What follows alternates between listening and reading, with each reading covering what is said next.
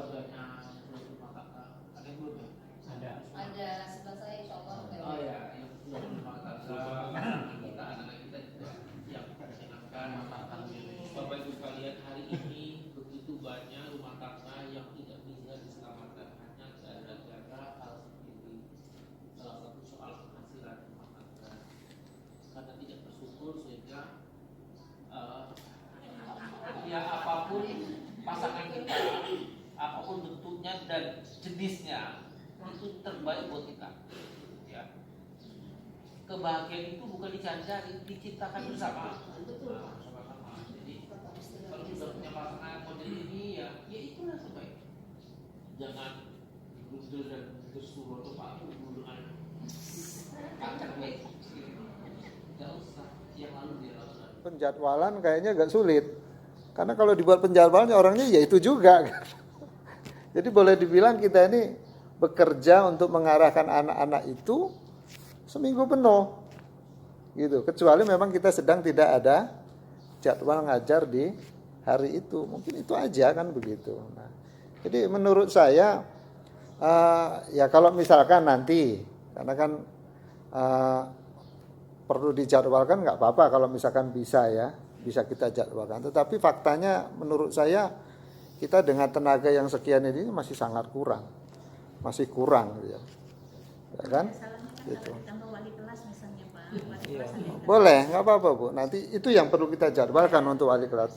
Tapi kan kita punya tim inti. Ini yang harus bergerak, nanti ini yang harus mengelola di masjidnya. Kalau yang lain-lainnya nanti itu penambahan aja lah ya. Satu hal lagi problem menurut saya ini sangat-sangat menyulitkan bagi kita. Di satu sisi kita ingin pada saat sudah waktunya selesai, KBM mohon dihentikan, arahkan anak-anak ke masjid, memang berhenti. Tapi guru yang bersangkutan pulang. Ambil mobil, bergerak pulang lewat situ, kemudian di belakang dikuntirin dengan motor anak-anak. Berobos. Mobilnya apa itu Pak? Nah iya, betul. Sigra ya.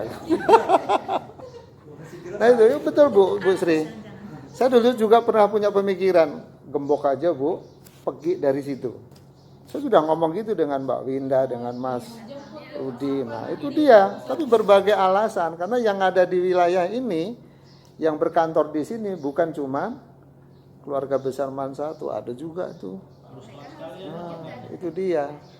Padahal kita cuma minta coba sih berhenti digembok 30 menit aja kan paling lama kan gitu.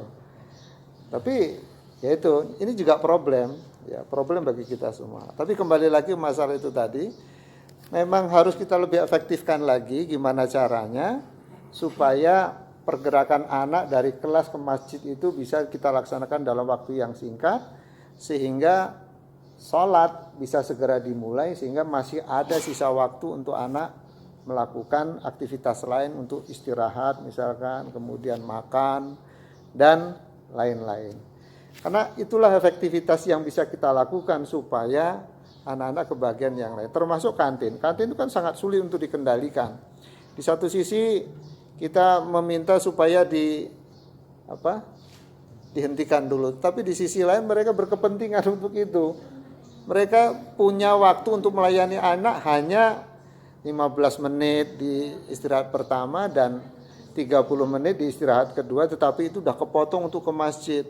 Total waktu tinggal berapa kan begitu, secara real kan begitu. Tapi faktanya kita masuk untuk KBM selanjutnya itu kan harusnya kan pukul 12:15. Itu kan belum selesai. Ya kan? Belum selesai. Akhirnya apa? Ya 1:45. Ya kan? 1:45.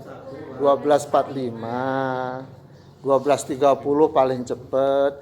Tapi nggak apa-apa, itu sudah interval yang kita berikan untuk rentang waktu yang kita berikan untuk anak-anak yang asrama terutama untuk bisa makan siang. Artinya selesai sholat pun sebetulnya masih bisa punya waktu untuk makan siang. Nah, mungkin dalam hal ini yang lebih kita efektifkan lagi adalah pengelolaan kita terhadap anak-anak di dalam hal satu, perjalanan mereka menuju ke masjid. Yang kedua, efisiensi di masjid supaya bisa lebih berjalan tertib. Nah, itu nanti betul seperti yang dikatakan Bu Popi tadi, mungkin kita perlu berbagi peran. Ya, mungkin teman-teman yang tadi tugasnya untuk menggiring anak-anak ke masjid, mungkin ya mau tidak mau harus masbuk paling tidak, atau mengatur anak-anak itu, terutama untuk yang sholat asar. Sholat asar itu kalau teman-teman semuanya masbuk, udah pasti anak bubar. Makanya saya usahakan kalau saya ikut giring itu pun saya jangan sampai masbuk. Selesai rakaat keempat saya harus selesai juga. Setelah itu saya bergeser di bagian pintu keluar. Itu kalau satu orang saja sudah standby di situ, anak sudah nggak bakal bubar enggak.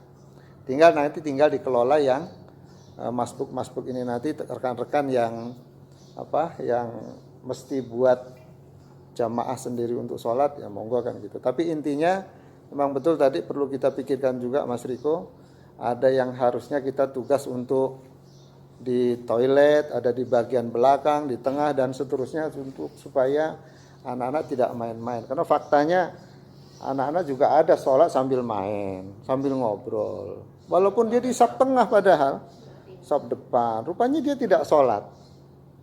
Hanya ikut gerakannya aja seperti gerakan sholat, tapi ngobrol rupanya. Masih buka HP juga. Nah, ini kan sebenarnya sesuatu yang sangat sangat memilukan kalau menurut saya ya. Nah, iya.